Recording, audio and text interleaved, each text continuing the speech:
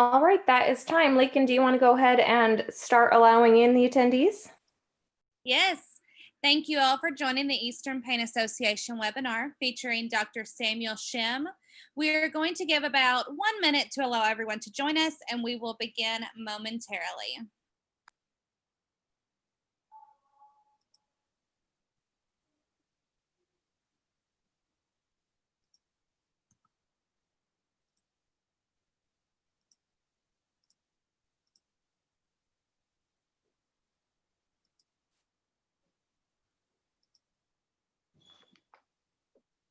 Thank you all for joining the Eastern Pain Association webinar featuring Dr. Samuel Shem. We're going to allow just a few more moments to allow everyone to join, and we will begin shortly.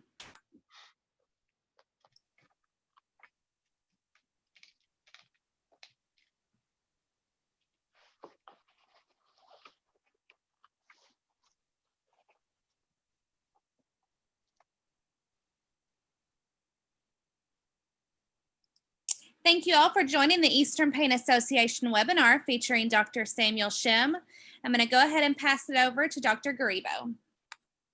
Welcome, everybody. We're very excited to have you here with us tonight, and thank you for joining us for Eastern Pain Association's presentation by Dr. Samuel Shem, author of the Men's Fourth Best Hospital, which is a sequel to that iconic book that we all read during medical school, or probably even before that, The House of God. Eastern Pain Association is an association that's quite unique among many different pain societies. It caters to the young future of pain medicine, physicians and non-physicians. It is one of the few multidisciplinary societies, and it's one of the oldest pain societies as well. It was formed going as far back as 1964 as an informal group of pain clinicians that brought different disciplines together to talk about complex pain patients. And we very much stuck true to our roots in that our society is multidisciplinary and our meetings are interdisciplinary, such that we kind of bring it all together from a non-pharmacological, pharmacological, and interventional perspectives. So thank you for being with us. I had the privilege of serving as the president of Eastern Pain Association for the last 2 years. We accomplished a lot. There was a lot that we wanted to accomplish that we couldn't because of COVID. But continuing the leadership of Eastern Pain Association will be Dr. Neil Mehta for the subsequent 2 years. And with that, I'd like to introduce my good friend Neil to take it from here. Thank you, Chris, and thank you, Dr. Shem, for joining us and participating in our meeting today. It is exciting to have everyone here, and Eastern Pain Association is one of those unique ones that is really a family knit group, and the ability to interact, even whether it be virtually or hopefully one day soon in person, to discuss treatment of pain from all aspects is really what draws me to this group. With that, I'd like to thank our sponsor, SPR Therapeutics, and also Sprint PNS System. And I invite Dr. Rosenblum to walk us through their webinar. Thanks, Dan. Thank you for having me here to the Eastern Pain Association and for Sprint for putting this on. And today I'm going to talk about rethinking your approach to axial lower back pain.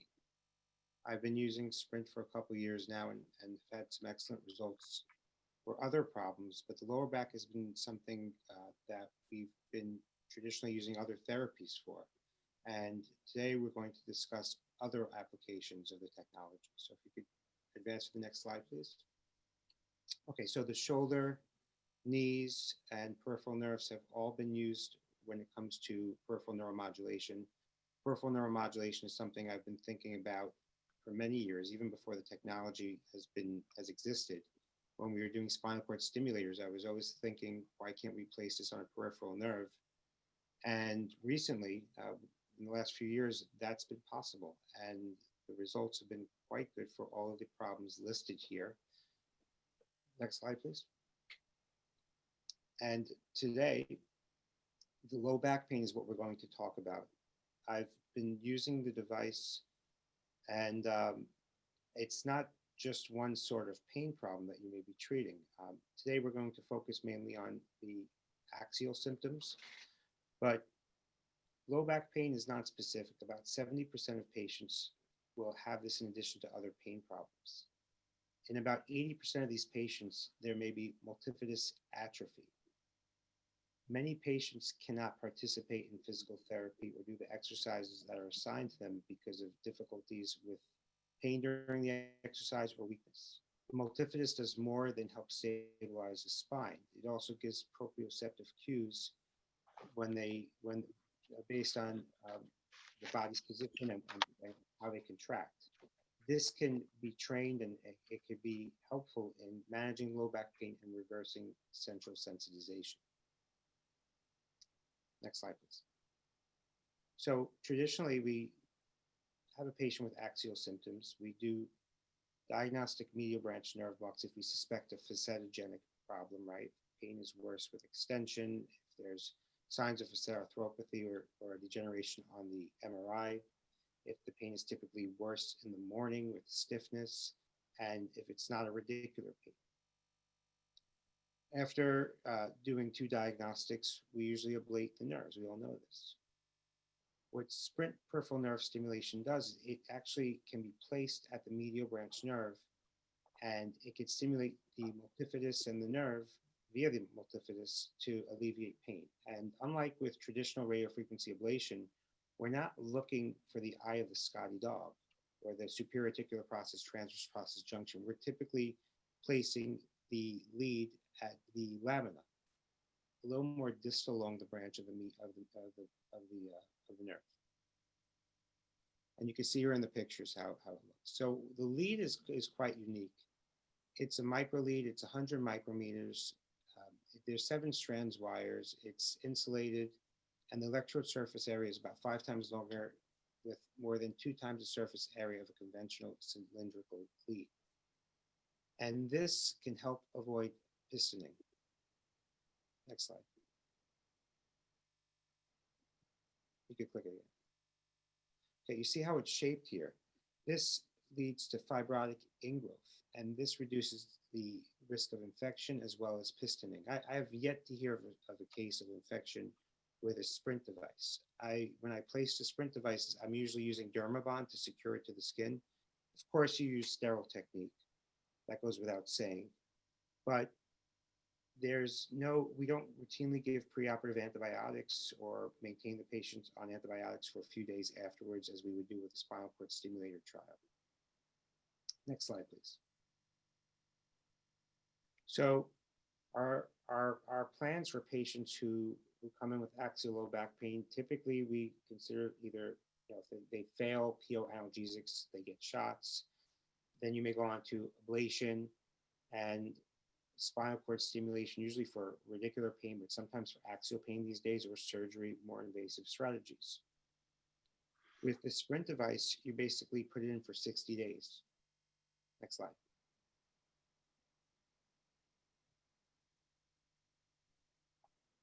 Okay, there's no permanent implant. And the most surprising thing I found when I started to use the Sprint device was, for many of the patients, not all of course, many of the patients, the relief was present even after the 60-day period. I have patients over a year out who are still having relief, and when they come back, I'm treating a different pain problem. The pain from that was originally targeted with the Sprint device was alleviated, and they've moved on. So the FDA cleared the Sprint device for treatment of chronic and acute pain, and the pain relief is significant for most patients who have been studied with the device. I've used it for all sorts of indications, and now I'm even seeing it with patients who've had spinous process fractures, facet arthropathy, cluneal neuralgia, and much more. Next slide, please.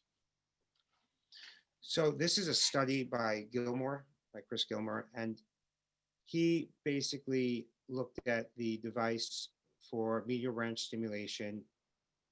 They recommended 60 days, and he noted that the average pain scores were reduced by 63%, and this reduction was maintained over a year. They measured opiate use, pain, as Western Disability Index, as well as pain interference. In terms of opiate use, you had 73% of the patients had over 50% reduction in opioids. Average was 23 MME reductions.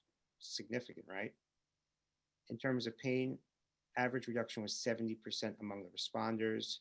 In terms of disability, over 82% of those studied had a 10-point reduction. There was an average of 26-point reduction among the responders in the Western Disability Index. And in terms of pain interference, 82% had over 30% reduction. The average was 69% reduction amongst the responders, and this held out for months after the device was removed. Next slide. So here's a picture of, on the left, you have the medial branch being placed. Now, when you look at this, you may be wondering which end is the tip. The tip is actually not at the SIP transverse process junction, where you may consider doing traditional RFA. It's on the lamina. That's where they're placing it. And if you look at the ultrasound image to the right, you see the multifidus muscles contracting. It's above the lamina. Okay, here's the lamina and the muscles above it being stimulated. The contractions induce activation of the afferent signals terminating in the cortex, sensory and proprioceptive signals that are being induced, and the patients receive relief. Next slide. So if you look at the consensus practice guidelines on interventions for lumbar facet joint pain from the Multi-Specialty International Working Group, which was recently published, RFA can result in complications such as paraspinal muscle degeneration and maybe even be associated with disc degeneration, and it was noted. Now, that's something that we don't really typically think about when we offer our patients RFA. Most of us may be worried about having some other complication or just post-procedure pain. But the consequences of the denervation of the multifidus muscle may cause problems that may be witnessed years later. So when you're thinking about how you approach a patient with facet arthropathy, and I am still doing radiofrequency ablation, I haven't abandoned the procedure because it's very helpful and works, but this is a non-destructive therapy that actually winds up stimulating the muscles and may actually be a better option for our patients. Next slide. So when they surveyed 347 patients aged 34 to 75 with activity limiting moderate to severe axial back pain for over 6 months, and they mentioned the potential complications. One for RFA was multifidus denervation, and for the Sprint device, it's a lead fracture. Most of the patients preferred the stimulation, peripheral nerve stimulation, over the radiofrequency ablation. It spares the motor fibers. And as you see here, you have the number of responders to the peripheral nerve stimulation versus radiofrequency ablation. 45% versus 26%. Okay, you can move on. So when you're thinking about your course of action when a patient comes in with axial back pain, you do your medial branch nerve blocks. If they're positive, you could take the traditional route of doing radiofrequency ablation to denervate the structure, or you could consider doing medial branch stimulation. If it's negative, you could still consider doing medial branch stimulation, or you could even look for other nerves, such as the cluneal nerves, that may be in the vicinity and may be amenable to stimulation. So think about the multifidus muscle. Next time you're evaluating MRIs on patients who have axial symptoms, look at the multifidus, look for fat infiltration, look for atrophy, and then think about what you think is best for that individual patient. In some cases, it may be radiofrequency ablation. In others, you probably may want to consider using a peripheral nerve stimulator.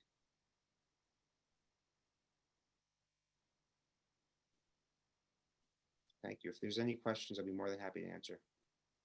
Okay, it looks like we have a few already. First question is, how long does it take to do the procedure? And if someone has unilateral pain, where would I place the leads? Okay, the procedure it depends. If you're using fluoroscopy, I find it to be a little quicker sometimes than ultrasound. And it could take anywhere from 20 to 40 minutes, depending.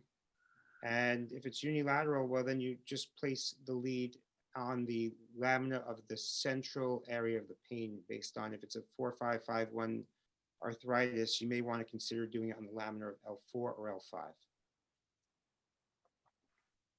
Or you could do 2 leads as well.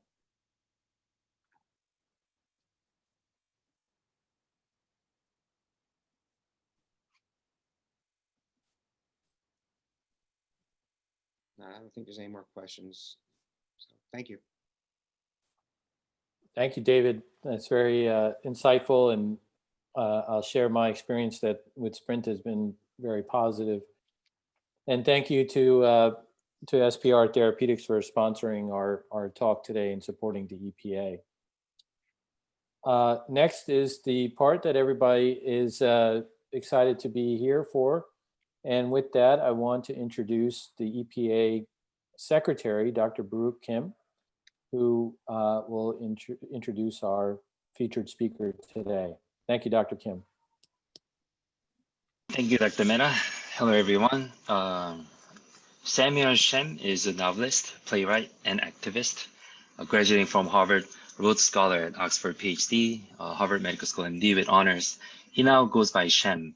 He's professor of medicine and medical humanities at NYU Grossman School of Medicine. He has just published his new novel, Man's Fourth Best Hospital, the sequel to The House of God, which has sold over 3 million copies. Dr. Sanjay Gupta reviewed Man's Fourth. Shem has done it again. Man's Fourth is an instant classic. You will get a little pissed off, double over in laughter, and even cry a little. If you read one medical drama, make it this one. In 2020, The House of God was on the Washington Post list of 12 novels that have changed our lives, Shem being the only author still alive. In 2019, in an MD-linked vote by doctors of the 10 most influential books, The House was number 1, followed by Harrison's Internal Medicine and the Bible. Another medical novel, The Spirit of the Place, was the winner of 2 American National Book Awards, and with Dr. Janet Surrey, he wrote the award-winning off-Broadway play Bill W. and Dr. Bob about the founding of Alcoholics Anonymous.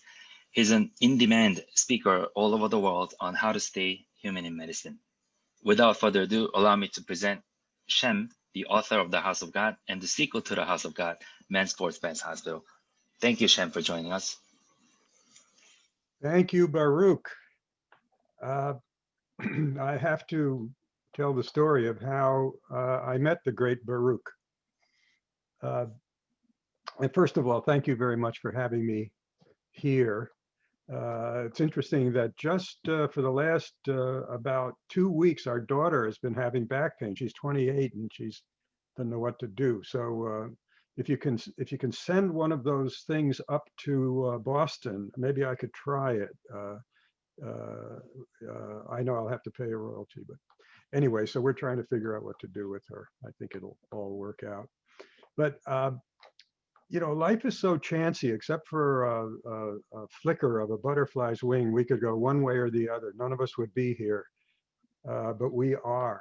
And one of the flickers was when I was offered to speak at NYU Med to the residents in the, I think it was the rehab fellowship.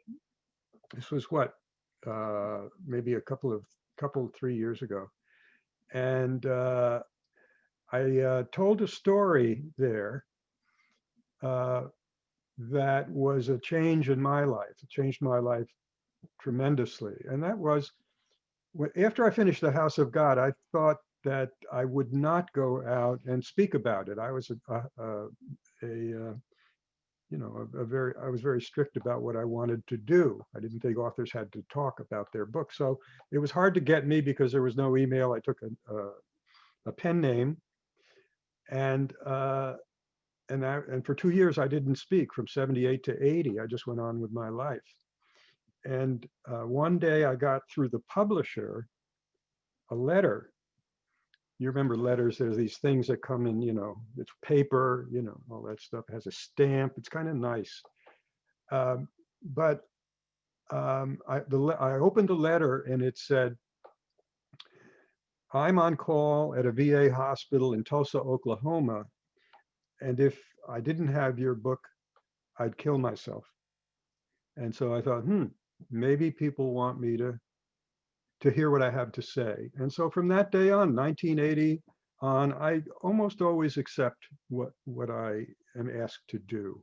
I believe, and I'll talk about this more, that we all have, especially doctors, we all have the opportunity and really the job of going out and trying to help people. And in my particular case, it was helping them by going to talk about the house of God. And I started talking then in 1980, and I've never stopped. And it's funny, I always have talked about the same thing, which you heard I'm talking about tonight. The staying human in medicine, the danger of isolation, and the healing power of good connection. And of course, the healing power of good connection is what you do, because no matter what kind of a procedure you are doing, you have to be connected to the patient for it to work. So anyway, I gave that talk at NYU, and then this guy came up and he said, I want to talk to you. And I said, well, what about? And he said, well, I think he waited until the other people had gone. So it was sort of a private conversation. And he said, well, I want to help you. I want to help you get the word out about what you're talking about good connection, et cetera.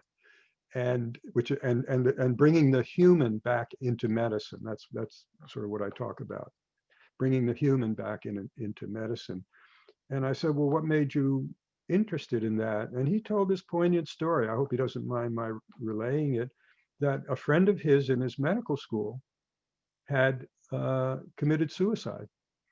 And, I had talked about the suicide in the house of God.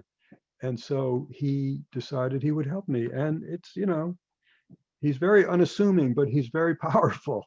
And we've done a lot of this together. And I think we're together for the long haul, certainly in terms of the books I'm writing. He's been very helpful in getting the word out.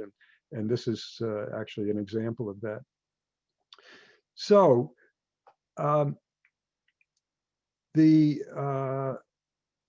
just, the House of God, when it came out, had a split audience in the sense that I was on the Harvard Medical School faculty, and the older generation hated me and the book, even though I was on the faculty then, and did some pretty bad things to me, and of course, to the book. But over the years, it's become, you all know, I mean, everybody reads it, everybody's read it. And I figure, it's safe to go out there and tell people who I am.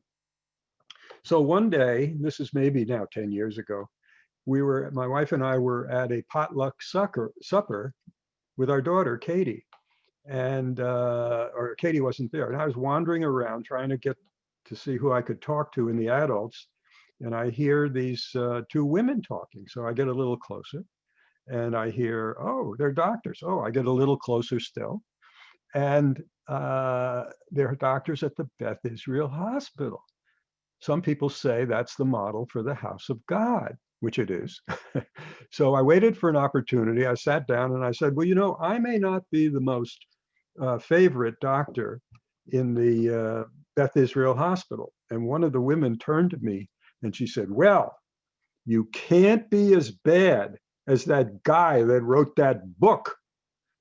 And then I said, well, should I tell her or not? And I said, and so I did. And I said, well, I am the guy that wrote that book. And she said, and she just blushed beet red. And that was the last play date our daughter ever had with her daughter. But, over the years, it's become kosher. And I do a lot of speaking. Now it's Zoom, but I had speaking gigs arranged for man's fourth best hospital, which was published in a bad time just before the corona. And I had appearances all booked up until actually this coming new year. And actually around the same time, the end of March, the first week in March, guess what? Guess who caught the corona at appearances in New York City at Montefiore and SUNY Downstate. So I had my bout with that, and luckily it was bad, but it wasn't bad enough for a hospital. So I'm very grateful, actually. So, you know, the House of God, it's sort of, well, let's go back a step. How in the world did I ever become interested in writing and this stuff? Well, no, I'll tell you about the, well, I was in Oxford and I wanted to be a writer. And I'd started writing there on the Rhodes Scholarship. And all of a sudden I got called up to go into the Army in 1969, and that meant Vietnam. And so I said, oh my God, I better go to med school. I had already been accepted by Harvard. So I had a choice between Vietnam or Harvard Med, and I chose Harvard Med. It's one of these butterfly wings, because if I hadn't gone to Harvard Med, I'd never be writing, you know, never have the material to write the way I did. And I had one smart thought, which was, if you're gonna, I wanted to be a novel, but I didn't want to have to make my living as a novel. Or I thought I'd wind up be writing crap, you know, in TV and movies. So I thought, well, I'll go to med school because, and this is what I tell students who are a little doubtful. I went to Harvard and I thought, medicine is so broad. You know, if you like rats, you can do rats. If you like countries, you can do countries. There's a lot of room for anybody to find something. And what I thought I'd do is I wound up saying, well, maybe I'll be a psychiatrist, because they have interesting patients and I learn about people, and I'll have mornings free to write. So that's what I did. But I always wrote in the morning and went to see my patients. So when I went to, when I was in my psychiatric residency, was when the House of God started. Actually, when you have to understand that I am a product of the 60s. We, in fact, grew up with even a lot more disasters in our country than now. And what we found out is that if we could get together and do our work with this, we could change things. And in fact, our action, our resistance, helped put the voting rights laws on the books, and we ended the Vietnam War. So for better or worse, I have that belief still. I believe if we get together in good connection, we can change things. And I'll just add, as most of you know, medicine needs changing right now. It's not the greatest thing for a doctor, nor for patients, nor for nurses. It's a great thing for insurance companies, basically. So that's the undertone of all of this. And once you become a resistor, you don't really get it out of your blood. You don't really get it out of your blood. So I went on to my psychiatric residency, and I was writing plays. And I wanted a play agent. So I asked somebody, can you get me a play agent? And they said, I'm in Boston. They said, well, yeah, there's this play agent in New York.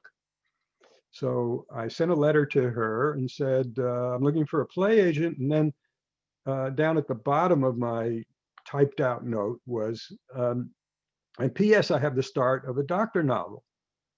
And she wrote back and said, well, I don't do plays, you're misinformed. But let me see what you have with the doctor novel. And what I had was, I mean, the guys who I was an intern with were, you know, we were sort of getting together and getting drunk and all of that stuff and talking our way, you know, through a catharsis about the most horrible, you know, year of our lives. It still is, basically. And so I used to type things out. And, you know, what I had to send her, it had cigar ash, pipe, cigarettes, you know, rings for where we were drinking the stuff. God knows what we were drinking in those days. And I sent it off. and I forgot about her. She had written me back and said, I'll look at the what you've got of the novel. So I'm standing in the secretary's offices at McLean Hospital, the psychiatric place I'm doing my residency. And the phone rings, and the operator says, "Oh, there's so and so. She wants to talk to you." And I got on the line, and I'd forgotten who she was, and she said she was the agent. And this was the first feedback about the House of God.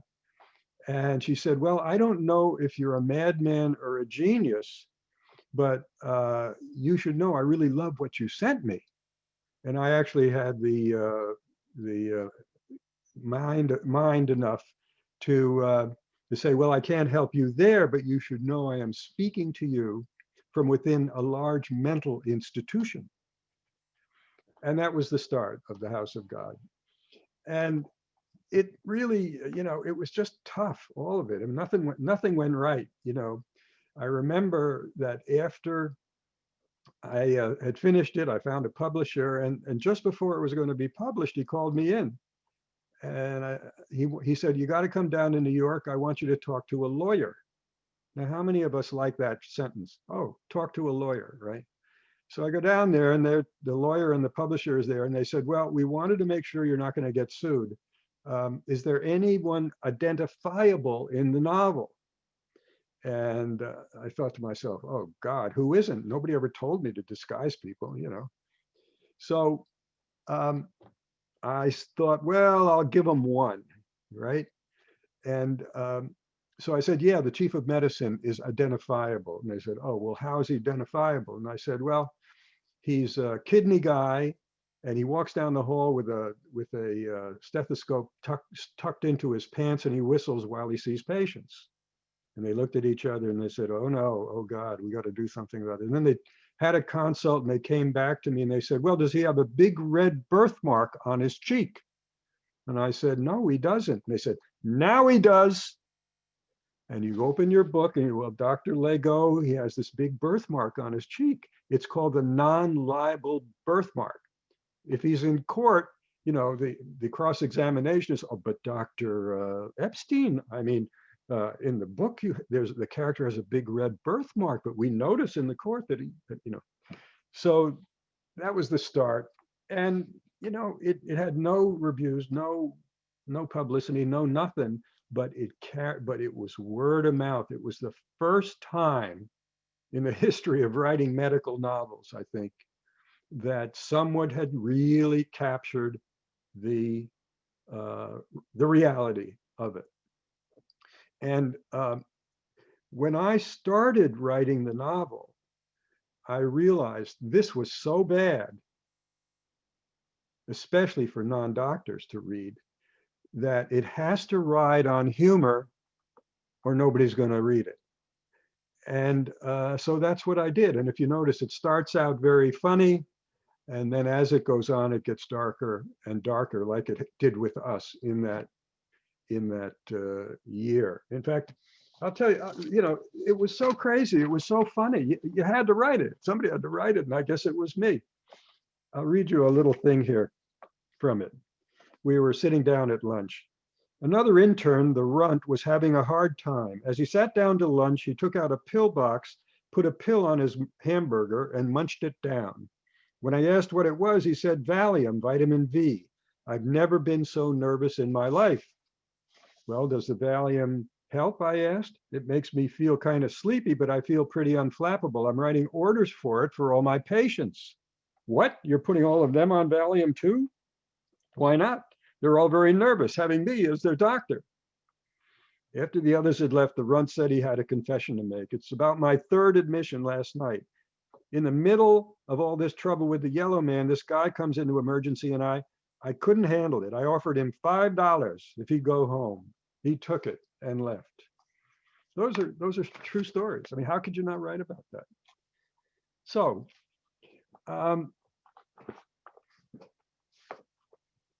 it was hard afterwards. People, said very nasty things about me and all of that. But I didn't mind, because I knew that I had basically told the truth. And when I started to go out to talk about the book, I remember I just had this kind of mantra that came into me, just something came into me that, um, you're writing this to call attention to the abuse of, uh, of us in our medical internship, right? It's to call attention to something that's bad, something that's abusive. And by writing about it, making it known and helping out. And then the second thing right away, I was clear that I wrote to see the humanity in medicine, which is what we needed to do was to make better is to look at the healing power of connection and the danger of isolation. In the book, the isolation, of course, led to the Potts's suicide. And what's a healing connection? Because isolation, danger of isolation, the healing power of good connection. What's a good connection? A good connection is a mutual connection. If it's not mutual, it's not that good. And I'll describe a little bit about something that is very important to anyone who treats pain, of course, and you guys especially, and women. A sort of a way of looking at connection in a mutual way. I'll get to that in a little while. And then I'm going to go on and talk about man's fourth. So I'll go into it right now, looking at the time. The usual way, well, let's just go back a step. Why was the house of God so terrible? Why did we get crushed? Because it was a big hierarchical system, and the power came down to the lowest members, which we were that when we were interns. And we got isolated. You notice in the book, everybody gets isolated. We got isolated from one another, right? One guy goes crazy, another commits suicide. We get isolated from our authentic experience of the system itself, meaning we think that I'm crazy for thinking this is crazy, and that's pretty bad. The final thing in those days, and this is much better now, is that we got isolated from our loved ones, right? We never saw them. And that's a much better thing now. And just to give you a little bit of an idea about how we can put connection first. We can put the we first. And you can try this in your relationships with your patients and with other people too, people in your life. Think about, say you have a terrible kind of thing to do in the afternoon as a doctor. It's a hard one. You don't really want to do it. It doesn't matter what it is. But you're going to lunch with a good friend. You haven't seen the friend for quite a while, okay? If this is a good meeting between the two of you, 5 good things happen to both of you by the end. Number 1, both of you leave the meeting feeling more energized, have more zest, right? Number 2, both of you feel they value the other person and themselves more. People have more understanding of yourself and more. Number 4, you both feel more empowered to act. You'll get up and you'll say, I can do that hard thing because of what happened in that connecting. And then 5, you want to have another meeting sometime. So that's a kind of different way of looking at power. It's not the Henry Kissinger, power resides in a person. This is a relational model. Power arose in the relating. By having a relationship, you empowered yourself and the other person. And if you look at if there was a study done that was very interesting years ago now with surgeons. What was the main reason that surgeons get sued, the ones that get sued? And you know what they always said? The patients, they always said, I didn't have a relationship with them. And just simply put, the old time surgeons used to say something like, the patriarchal surgeons used to say something like, well, I've done the test, I'm going to operate on you. And the patient would say, probably okay. Now we have, well, we did the tests and I did the tests and you can get another opinion. Those are both IU. IU is I against you. It's the playing field of lawyers. We're not lawyers, right? And what if, in fact, there was this kind of using the we? That's the one thing I want you to remember. Use the we. Using the we, where the surgeon might say, well, we've done the test. Let's talk about what we're going to do. We've done the test. Let's talk. We're going to do. What happens, it's kind of miraculous of the human race. If you place the word we in between you in the room, it concretizes the fact that you have a good connection, that you have a relationship here. And that's what matters. And try it. It's called the shift to the we. And you all know, because you're good clinicians, I'm assuming, that there are two short little laws, like the laws of the house of God. The laws are connection comes first, right? Because as you know, if you're seeing a new patient, if you don't connect, you're not going to get the story. If you do connect, you'll get the story, right? And the other one is it's not just what you do or say, it's what you do or say next, right? Nobody gets it right all the time.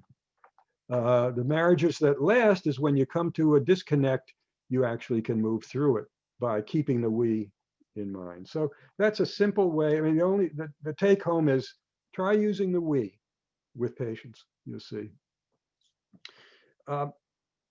Okay, let me move on to Man's Fourth Best Hospital, which came out, as I said, recently. And once again, I got really lucky. I was happily, I'd stopped being a psychiatrist. I was happily just being a writer. And as you heard, I've written quite a number of things. And I always kind of wanted to write a sequel to The House of God, but I wasn't in medicine anymore. One day, like 6 years ago, I get a call out of the blue from NYU Medical School. They say, hey, you want to be a professor at NYU Med? And I said, well, why would I want to do that? What do you want me to do? And he said, we want you to teach in medical humanities. And I said, well, what do you want me to teach? And you have to understand, Harvard hated me for The House of God, right? This guy says, we want you to teach a seminar in the House of God. It's like I died and gone to heaven. And I get paid for it, So they put me on the faculty as a professor, which was kind of, never been any kind of professor. And I started teaching the House of God. And I have just been so happy there. It's really quite amazing. Of all the big institutions I've been in, this is the one that really works the best, I must say. I really, really, if it can make me happy, make a lot of people happy. Now, why was this was like a bolt from the blue. How was it lucky? Well, I had drifted out of medicine. I didn't know what modern medicine was. All of a sudden, I was back into it. And I remember going on the wards and seeing something that said, oh my God. It was one of these, hey, wait a second moments, right? Say, this is so bad, somebody's got to write about it, and I guess it's me. And what I saw were, the narrator is Roy Bash, the same as The House of God. And what Roy says at the beginning, looking back, he says, I have to write this novel because it was a time when medicine could go either of two ways, toward more humanism or toward money and screens, more money and screens, meaning computer screens, the billing screens. And so I had my book. I had to write about this dilemma we're in now, where the humanity is very difficult on a day-by-day life to really feel good about everything and feel like you're really having time for patients and have attention for patients. So it really is about the injustice of that and how to do something about money and screens.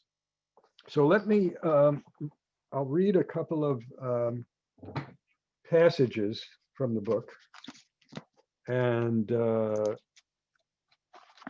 perhaps you will want to read it. Let's see, let me see, I've got to look up the pages. Okay. This is the Fat Man. Well, this explains what the book's about. The Fat Man has rounded up his old, the central characters of his old, of the house of God. He says, "Why am I here?" He says, "Why?" This is the Fat Man talking. "Why am I here? Why are you?" One day I looked around and asked myself, "Self of fats, what else can you do for medicine?" I answered, "A lot. Medicine has gotten a lean and hungry look, and it's up to you and your guys, Fats, to fatten it up." "Why'd I recruit you?" He wrote in chalk, talking, "To put the human back in healthcare. We do it together. We do it together." That sums up who we are, humane docs. And this, with the chalk, money kills care, screens make money, screens kill care. So I chose each of you because you've still got that fire inside. In the house of God, we resisted, brought them screaming to the wall of fire that is truth, and held their eyes open with red hot toothpicks, making them see our agony, the agony of absurdity, right? Nods around the table. "But man," said Chuck, "we didn't change nothing." "I know," Fat said, "but from the inhuman, we learned about being human, right? The seeds were there. Remember my slogan to you back then?" No one remembered his slogan. "Thanks a lot, sheesh." He seemed to deflate and then inflate again. "I kept saying we had to learn to be with the patient. Remember?" When he mentioned it, most of us nodded. "Make them feel like they're still part of life, some part of some grand nutty scheme instead of alone with their diseases. Even young Bash here said it once. What these patients wanted was what anyone wanted, the hand in their hand, the sense that their doctor could care." "Maybe, Eddie, eat my dust," Eddie said, "but we didn't change anything, and then we scattered." "True, because we had no power. This time we got leverage. We got them over a barrel 6 ways from Sunday, and they only know about 3 of them. As long as we stick together, we got a chance to create something that'll shine. The one thing we got to do, stick together no matter what." So the deal is man's 4th best hospital used to be man's best hospital, and it's fallen. And they need money and fame to get them back up. And the Fat Man has become rich and famous in Hollywood. And so they ask him to come and do whatever he wants at man's best hospital, 4th best hospital. What he says he wants to do, he wants to form a public clinic leaning up against these huge buildings. And what he wants to do, as I said here, is to bring the human back into medicine, bring the human back into medicine. And that was my job. I took on that job, and I did everything I did to learn. And I think, in the middle of the book, the Fat Man gives a lecture on the 6 rackets of American healthcare. Follow the money, right? It took me about 2 months to understand all the things that are going on now. And then at the end, he gives a solution, which I won't give you. But it's about, well, the things that have gone wrong that we need to do something about. Now, let's see. This will be very familiar to you. It seemed really awful to me, but very familiar. Where is it? Hang on one second. Yeah. Okay. Okay. This is the orientation to the medical record, the electronic medical record of Man's Fourth Best Hospital. It's called HEAL, H-E-A-L. So this is the orientation. A guy stands up and says, his name is Bob. He says, he puts a slide up and he says, "We are at war against the health insurance companies." As he went on, it turned out that this war, like all wars, was about money. On our side of the screen, we are fighting for the highest payment for our work. On their side of the screen, they are fighting for the lowest payment for our work. And how did this fight? And how did we fight this war? We asked. By gaming HEAL codes for each disease diagnosis and treatment to max out money. In principle, we could max out cash by clicking on little boxes in two ways. The first was qualitative, clicking on the worst disease dangerous, most severe form requiring the most treatment. The second was quantitative, also clicking on as many different worst and severe disease diagnoses requiring the most elaborate treatments for as long as possible. Health insurance, the army on the other side of the screen, tried to minimize our maximums of money. Bad news, said Bob, and they have lawyers. They also have 334 people. We have 334 people in the billing building, the billables, they call themselves. It's the name also of their a cappella group, the billing group. We nicknamed our elite billing enforcer team Coders for Cash. They work out of a war room at an undisclosed location. We are watching each of you for your choice of click codes from admission to discharge. Doing procedures on patients makes the most money. Surgical procedures make the most money. Medical care makes the least. He paused. Then he said fiercely, except for the diagnosis of sepsis, severe. After you click sepsis, the pop-ups ask mild, medium, or hot, severe, like at a Thai restaurant. But sepsis is by definition a life-threatening blood infection, always severe. Monetized compared to mild or medium, severe is a cash cow that wins hands down. The code for cash. But then why, I asked, do you have boxes for mild and medium at all? Camouflage, he said. For this fatal disease, we have no choice but to click severe. He went on and came back and said, it all boils down to earwax. He spoke passionately about how to squeeze the most money out of earwax. Earwax is an untapped pool, rampant in our senior citizens, a cause of deafness. How many of you routinely earwax your patients? We took this as rhetorical and did not reply. The money in earwax, he said, flows by clicking this diagnosis in almost all patients and removing as much volume as you can. Bob then showed on the big screen a doctor at healing. You have to choose between two codes for earwax removal. 40773 is just for taking a syringe and washing it out, reimbursed at $77. But 40774, using the metal scooper thingy to remove it, $182. The difference, $105. And doing both, $259.90. More than the sum of the parts. Multiply per person per year, millions. Guess which procedure for full extraction and max liquidity is preferable? Both. Do the right thing. The right thing for all of us at the Fat Man Clinic was to walk out. I was with Chuck and Naidu, a woman, walking down the hallway. So Chuck, I said, what'd you think of that? Man, it all went in one ear and out the other. You know how it is, man. That may be familiar to what we're up against, right? Okay, one last reading is about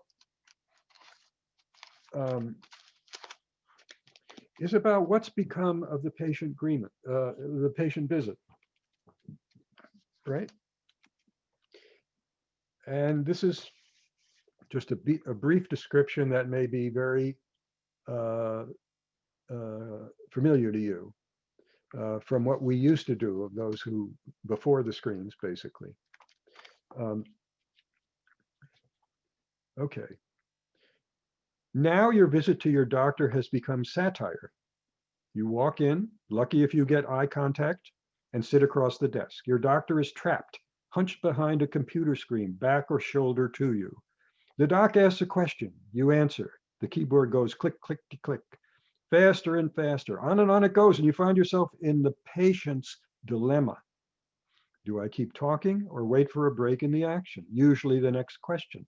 Is he or she still listening or not? The new definition of a good doctor, one who can contort his or her body to touch type while still making eye contact. As you keep waiting, two questions may enter your mind. What is he or she doing? What you don't know is that your doctor is sitting there in front of that screen seething because he's forced to sit in front of a screen seething instead of what he wants to do, to talk and listen and be your doctor. He spends 60% of every workday, at least 6 hours in front of that screen, more time than with patients.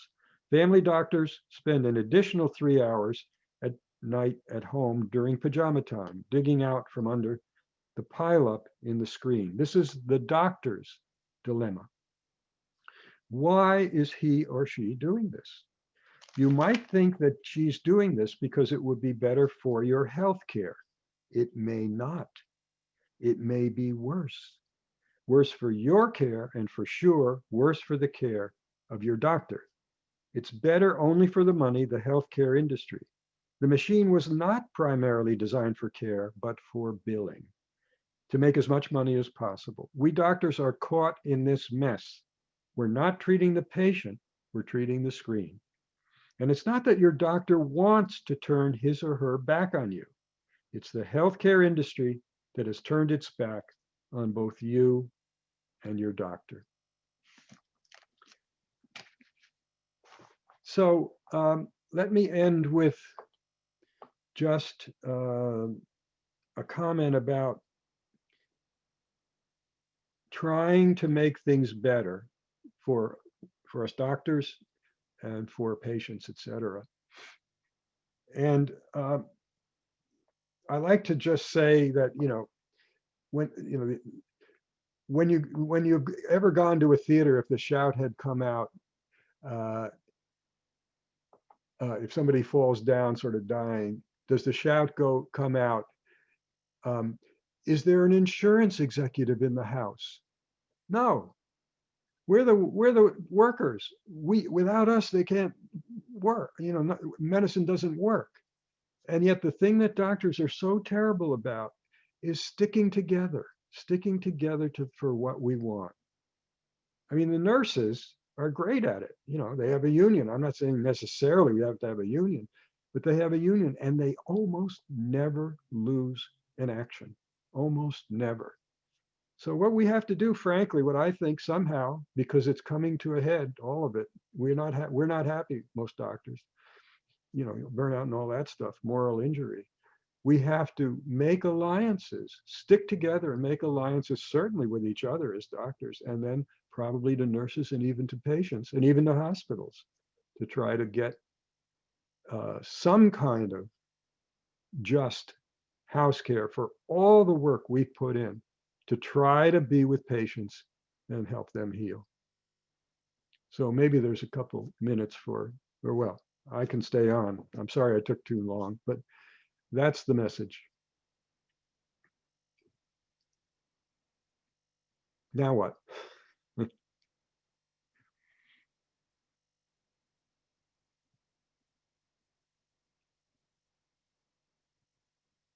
Hello, is anybody doing questions or chat or whatever?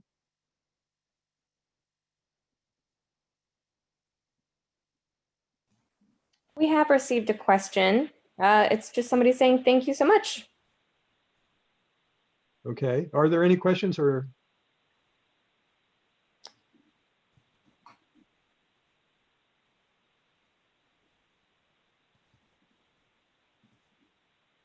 We have received another question. It says, did you think the movie version of House of God was fair?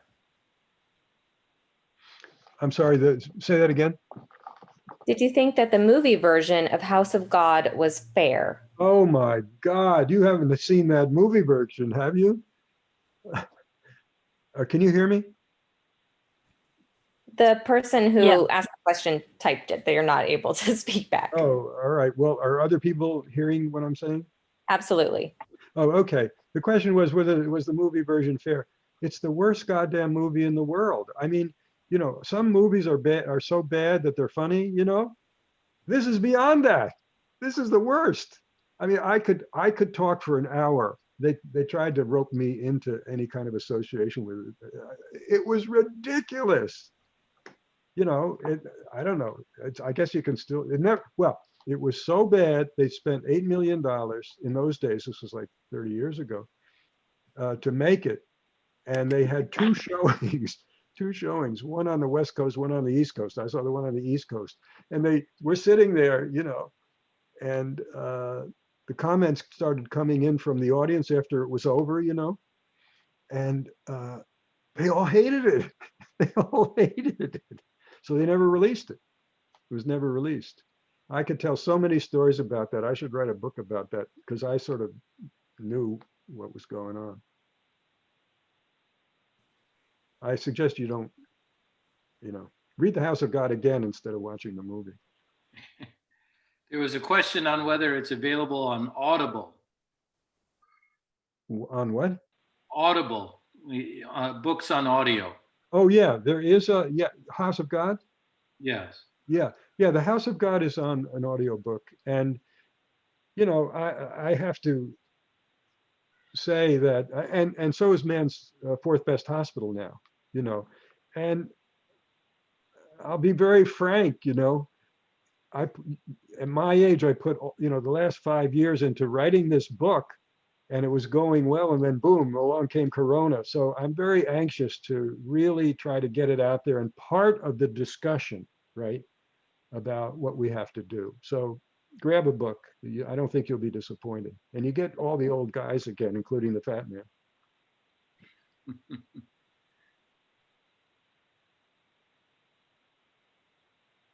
Well, I want to thank you for spending your evening with us. It's been an absolute treat and pleasure to hear your perspectives and your experiences, and what a great honor to have you here. And Eastern Pain Association thanks you, and Okay. and your association with Dr. Kim. We thank him. Yeah, and let me just say, I'm not shy anymore. I'll give you my email in case anybody thinks of something or wants to talk. I'm much more open because I feel I got to get out there, you know, and try to help with your trauma. It's not my trauma anymore. My email is shem@comcast.net. SSHEM@comcast.net. And I'd be glad to get emails. I don't mind. Fantastic. Yeah. Anybody else? Any other questions that came up? Oh, I'm sorry that I missed it. There were some more. Will you ever plan on writing a third novel to the series? I love your writing, and thank you for what you've contributed to our profession. Well, that's interesting. In fact, this Man's Fourth Best Hospital is actually the third of a trilogy. I call it the Doctor Trilogy. The first was The House of God, Roy Bash, in his internship. The second, what isn't as well known, but it's there. It's Roy Bash and Barry, and Roy is going through a year of psychiatric training. And it's called Mount Misery, which is the name of that hospital. All of them are called by the name of the hospital. The House of God, Mount Misery, that's in print, you can get that. And then Man's Fourth Best Hospital. I'm not sure that I would write another one in that series, but there are other books. I mean, I would very strongly recommend what may be my best sort of general book, which is called The Spirit of the Place, which is my kind of imagining going back to my hometown and joining the old doctor who got me into medicine at the first place. And I think it's my best book, actually. I mean, the Doctor trilogy is great and all that stuff, but it won 2 Best Novel of the Year awards, actually, about 5 years ago. So there's a lot of Shem. If you go to the website, samuelshem.com or whatever it is now, I don't know, we're changing it, I guess. I've written a lot of books and stuff, Actually, here's one thing that I could suggest to read. There's both a script and a great DVD of the off-Broadway play my wife and I wrote called Bill W. and Dr. Bob. You can look it up on Amazon, Bill W. and Dr. Bob. It's a DVD of the play in the theater on Broadway, off-Broadway. And I'm saying that maybe it would be interesting because those 2 guys in 1935 changed the way people looked at alcoholism and drugs, and founded this incredible. And guess what? The reason that a drunk stays sober is telling his story in connection with another drunk. And one of the founders was a doctor, Dr. Bob Smith. So you can get that on Amazon. You sit down and you look at it on the DVD. Wow. We had a question on how is your relationship with Harvard now? Well, that's a very interesting question. There was a sort of interregnum, I think that's the word, right? Where, you see, the reason people hated me at Harvard is it was fine with me. They were older. They didn't go through what we went through at that time. This was new, right? They thought, oh, doctors, they had, all that stuff. But now, of course, it's another generation, it's another 2 generations. And I think they thought they were safe. I mean, I gave the commencement speech after about 15 years, at Harvard, all this stuff, and helped teach. I did some teaching there before NYU for quite a while. So everything was cool, but you're never safe from me. You will see if you read Man's Fourth Best Hospital that, how can I put it? Man's Fourth Best Hospital may be familiar to some of you who know something about which hospital sits where. And now I don't think I'm a favorite person again. What the hell? It's not about the Beth Israel. The House of God was about the Beth Israel. It's not about the Beth Israel. Beth Israel has become a big hospital, great hospital. Fantastic. Well, I think that's all our questions. And thank you again for sharing your time with us. Thank you very much, very much. You guys are doing great work. And you have to know how to connect to get to people, right? Absolutely. Okay. Thanks so much. Okay. Good night, everybody.